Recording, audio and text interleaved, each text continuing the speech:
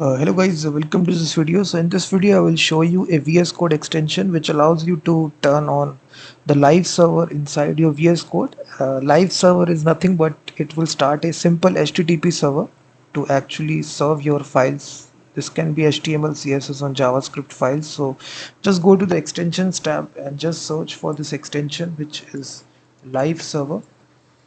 It's a very popular extension. As you can see, it's developed by this person, Ritwik Day, and it's got 65 million downloads. And just click the install button to start a local development server.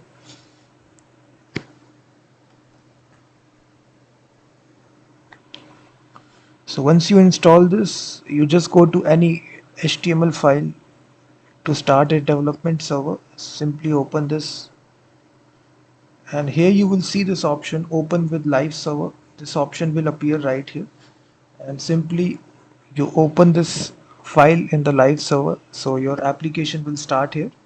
The web page will be opened directly in the browser. It will start this local development server, and here you can run your application very simply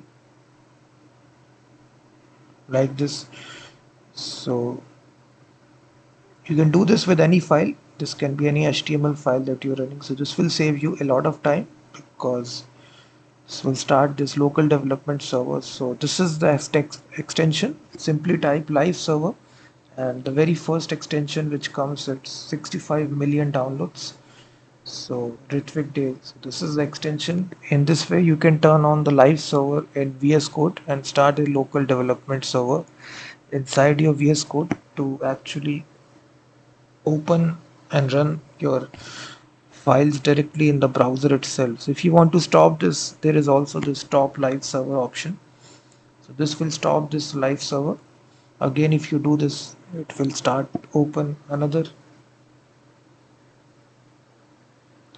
So if you create multiple files, let's suppose I say index2.html, and again create a file.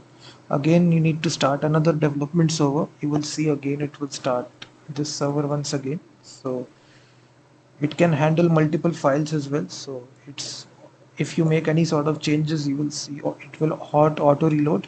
You will see it can even contain style sheet as well, so we can style it.